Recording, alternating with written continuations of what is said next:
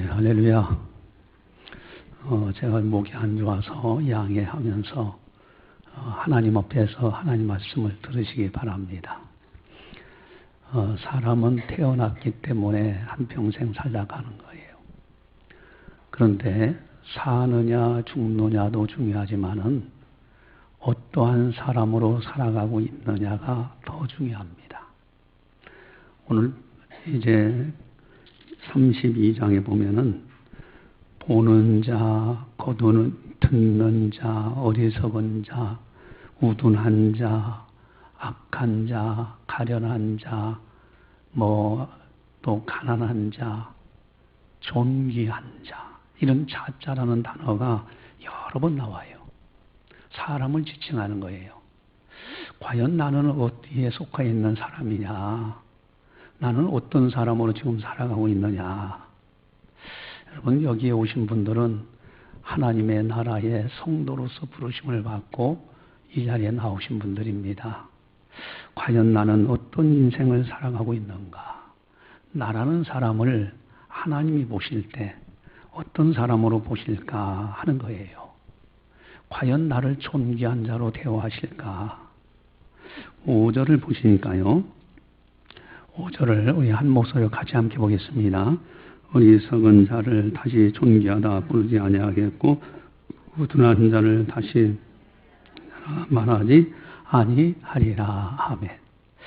이 말씀을 자세히 살펴보세요. 어리석은 자를 존귀하다, 우둔한 자를 존귀한 자다. 지금까지 그렇게 해왔어요. 착각을 한 거예요. 어리석었는데, 우둔한데, 그 사람을 존경한다고 존귀한 자라고 불렀다는 거, 이게 문제지 않아요? 근데 어리석다라는 말과 우둔한 자라는 말은 아예 악한 자와는 다릅니다. 함량미다를 말하는 거예요. 예를 들면은, 여기 이제 목사, 장로, 권사, 안수집사, 서리집사, 성도님들이 계셔요. 그런데 함량미달이야. 직분 맞아. 목사도 맞고 장로도 맞고 집사도 맞고 권사도 맞아요. 그런데 함량미달되면 존귀한 자라고 다시 부르지 않는 거예요. 그래서 오늘 본문에 그렇다면 존귀한 자가 과연 누굴 것이냐 이래요. 존귀한 자의 특성이 또 뭘까? 존귀한 자들이 살아가는 열매들이 뭘까? 오늘 이 시간 하나님 앞에서 자신을 점검하면서 과연 나는 존귀한 자인가? 나는 그럼 존귀한 자가 되기 위해서 어떻게 해야 되는가? 이런 것을 살펴보시기 바랍니다. 오늘 본문에 보면은 아주 중요한 것이 있어요. 7절, 우리 7절을 같이 함께 보겠습니다. 악한 자는 그 그릇이 악하여 악한 계획을 세워 거짓말로 가련한 자를 멸하며 가난한 자가 말을 바르게 할지라도 그리 함이거니와. 아멘. 여기 그릇이라는 단어가 나옵니다. 이 그릇이 문제예요. 그릇이 악한 자는 악한 계획뿐이 못해요. 그릇이 존귀한 자는 존귀한 그릇 계획을 세우게 되어 있습니다. 그러니까 그릇의 차이예요. 그렇다면은 성경은 과연 그릇과 연관해서 우리들은 뭐라고 호칭하실까? 고린도후서 4장 7절에 우리가 이 보배를 질그릇에 가졌으니 이는 심히 큰 능력은 하나님께 있고 우리에게 있지 아니함을 알게 하려 함이라. 아멘. 여기 질그릇이라는 단어가 나와요. 우리들은 질그릇에 불과하다는 거예요. 그러나 보배를 질그릇에 담고 있다. 그래서 내 자랑이 아니라 하나님 자랑일 뿐이다. 그게 고린도후서 4장 7절의 말씀입니다. 사실 그래요. 우리들은 다 질그릇에 불과합니다. 참 연약해요. 사도 바울이 오라 나는 곤고한 사람이로다 탄식을 하잖아요. 이 사망의 몸에서 누가 나를 건져내랴. 여러분, 질그릇과 같이 보잘것없는 우리들인데 어떻게 해서 존귀한 자가 될 수 있을까? 그것은 그 속에 보배를 담고 있다면은 그 질그릇은 정말 존귀한 그릇이 되는 거예요. 옛날 시골에서 할아버지들이 은행이 변변치 못하고 은행 가기 어렵고 그러니까 어떻게 했습니까? 돈을 벽에 속에다가 넣어놓고요. 꼬매가지고 아무도 모르게. 그러니까 그 할아버지는 보잘것없는 벽이지만 늘 애지중지예요. 왜? 그 속에 돈이 들어있기 때문에. 질그릇이 할지라도 보배를 담고 있다면은 그건 엄청난 겁니다. 그렇다면 보배가 뭘까? 누구를 지칭할까? 1절에 보니까 보라 장차 한 왕이 공의로 통치할 것이요 그랬어요. 장차 올 왕 바로 예수 그리스도십니다. 만왕의 왕이 되시는 예수님 그분은 공의로 통치하시고요. 정의로 다스리고 광풍을 피하는 것이고 폭우를 가리는 것이고 마른 땅에서 냇물이 흐르도록 곤비한 땅에 바위 그늘처럼 시원하게 보는 자가 눈이 감기지 않도록 듣는 자가 귀를 기울이도록 이렇게 하시는 분이 예수 그리스도시세요. 이사야 선지자는 예수 그리스도에 오실 것을 미리 예언하시는 장면이에요. 질그릇 같은 우리들이 보배 되신 예수님을 모시고 사는 사람이 존귀한 자입니다. 그래서 우리들은 오직 예수님, 그저 예수님을 모시고 예수님 중심으로 살고 그렇게 사는 사람이 존귀한 자가 되는 거예요. 또 한 가지 디모데후서 2장 20절에 보면 큰 집에는 금그릇과 은그릇뿐만 아니라 나무그릇과 질그릇도 있어 귀하게 쓰는 것도 있고 천하게 쓰는 것도 있나니라고 돼 있어요. 여러분 주인 마음이에요. 금그릇을 쓰면 그건 귀한 거예요. 그러나 금그릇 사용하지 않는다면 그거는 보잘것없는 거예요. 비록 질그릇이라 할지라도 주인이 귀하게 쓴다고 하면은 보배입니다. 하나님께서 우리를 선택하시고 우리를 사용하신다. 이것이 보배예요. 그래서 존귀한 자가 되는 겁니다. 그래서 성령 충만해야 되고 성령의 인도하심을 따라 순종해야 되고 주님의 뜻이 어디 있는지 늘 기도해야 되고 특별히 예수님께서 십자가에서 그 엄청난 사랑 내 죄 문제 때문에 대신 죽으시면서 나를 건져내신 그 놀라운 사랑 그리고 부활하셔서 천국 가는 길을 활짝 열어놓으신 저 아름다운 큰 소망 그 은혜를 감사하면서 오직 예수님 모시고 예수님께 순종하면서 기도하면서 살아가는 사람 이런 사람들이 존귀한 자입니다. 그런데 문제가 있어요. 여러분 존귀한 자 예수님 모셨어요. 또 예수님의 쓰임 받아서 나름대로 직분 감당한다고 뭐 봉사한다고 그래요. 그런데 문제는 열매 없는 무화과 나무가 된다면은 어떻게 되냐는 거예요. 예수님께서 열매 없는 무화과 나무를 어떻게 하셨습니까? 저주하셨죠. 이후로는 다시는 열매를 맺지 못하리라고 그랬어요. 그렇다면은 존귀한 자의 특성이 뭐고 어떻게 열매를 맺으며 살아갈 수 있느냐 하는 것이 대단히 중요해요. 이것은 8절에 나와 있는데 우리 8절을 여러분들이 한번 힘있게 읽어주시기 바랍니다. 시작.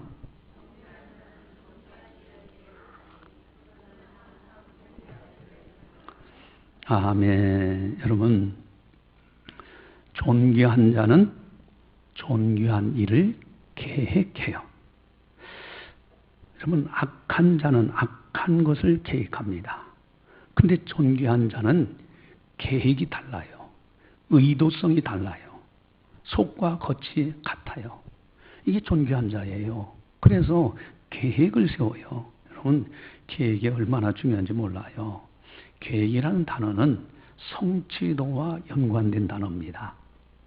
여러분들한테 책을 다 하나씩 나눠드렸잖아요. HSM 리더십이라는 책, 내일 해야 될 일을 오늘 저녁에 미리 잡아놓는 거예요. 이게 계획인 거예요. 아침에 일어나서 오늘 해야 될 일들을 계획하는 거예요. 여러분 계획이라는 것이 굉장히 중요한데 신앙생활에서도 마찬가지예요. 생명의 계획을 세우는 사람이 있고 어떤 사람은요 악한 계획을 세워요. 어떻게 하면 저 미운 사람 없어지면 좋겠다. 그리고 그 사람을 어떻게든지 복수하려고 하고. 여러분, 존귀한 자는 의의 계획을 세웁니다. 그런 불의한 자는 악한 자는 불의의 계획을 세우고 또 존귀한 자는 선한 계획, 거룩한 계획들을 세워요. 그래서 존귀한 자의 열매가 풍성하게 맺혀지는 겁니다. 오늘 8조를 아예 암송하셔야 되는데 존귀한 자는 존귀한 일을 계획하나니 그는 항상 존귀한 일에 서리라. 이 말씀을 아예 암송하셔야 됩니다.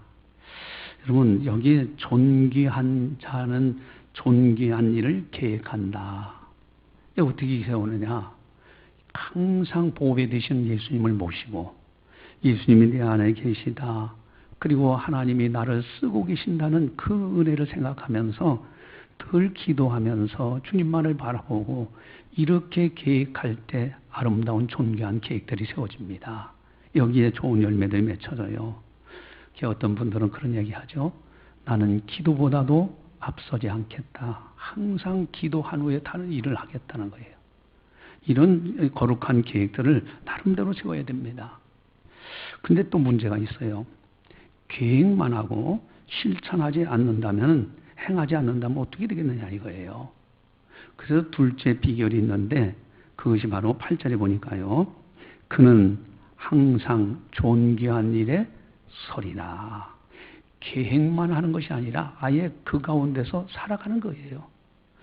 여러분, 시편이 150편까지 있죠? 그 가운데 총 강령의 편이 1편이에요. 그 가운데서 총 강령되는 그 말씀 가운데 첫 마디가 뭡니까? 복 있는 사람은 어떤 사람입니까?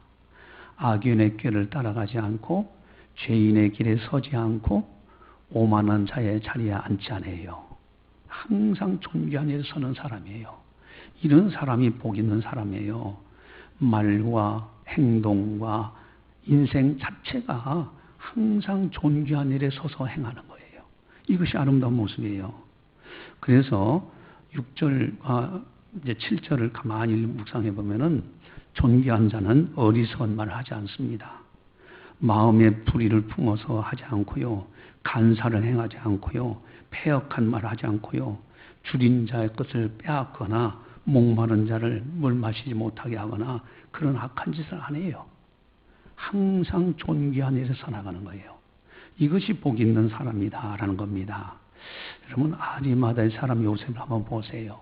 그 당시에 예수님을 십자가에 못 박아 죽이려고 했던 그 많은 사람들이 모함할 때 그 결의와 행사에 전혀 찬성하지 않았다라고 아리마다의 사람 요셉을 소개합니다.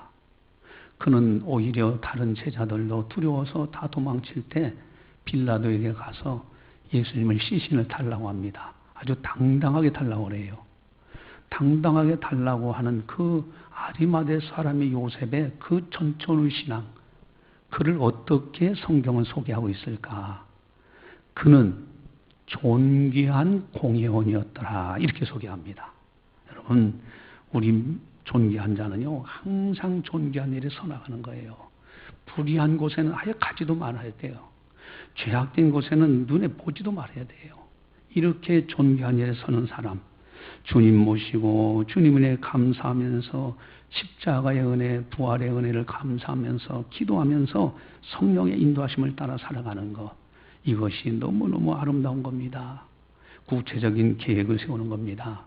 나는 1년 동안 성경 한 번 이래도 하겠다. 얼마나 아름다운 계획입니까? 나는 기도의 양을 하루에 1시간 이상은 꼭 확보하겠다. 얼마나 존귀한 계획이에요. 주일날 되면 어떤 일이 있어도 나는 본교에서 주일 성수 잘하겠습니다. 이것도 얼마나 아름다운 계획인지 몰라요. 이와 같이 하나님 앞에서 존귀한 계획들을 세우는 거예요. 그리고 존귀한 일에 항상 서 있는 거예요. 존귀한 자는 성령의 열매가 맺혀집니다. 사랑과 희락과 자비, 양선, 충성, 온유, 절제, 오래 참음, 화평의 열매가 맺혀져요. 존귀한 자는 계획하는 것도 존귀하고 항상 존귀한 일에 서기 때문에 빛의 열매들이 맺혀집니다. 모든 착함과 진실함과 정직함의 아주 열매들이 아름답게 열매 맺혀집니다. 여러분, 하나님 앞에서 우리 모두가 다 존귀한 자로서 존귀한 일을 계획하고 항상 존귀한 일에서는 우리 모두가 되자 하는 겁니다. 할렐루야. 기도하시겠습니다. 사랑의 하나님 아버지, 감사합니다. 저희들을 사랑해 주시고 이 시간도 저희들에게 성령께서 교회에 하신 말씀을 듣게 하심을 감사를 드립니다. 질그릇과 같은 저희들이지만은 그러나 보배 되시는 예수님을 영접하고 주님을 모시고 살게 하시고 또한 허물 많고 실수가 많고 부족하지만은 저희들을 들어서 하나님 나라를 위하여 일할 수 있도록 은혜 베풀어 주시니 너무너무 감사를 드립니다.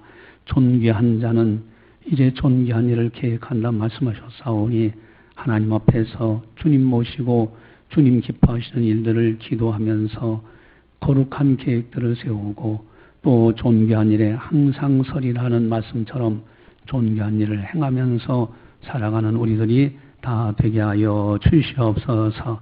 이와 같이 살아가는 사람들 하나님께서는 반드시 큰 은혜와 복을 주시사 모든 것이 합력하여 선을 이루도록 이끌어 가시는 줄 믿사오니 우리 모두가 다 이와 같은 축복을 누릴 수 있도록 은혜 베풀어 주시옵소서.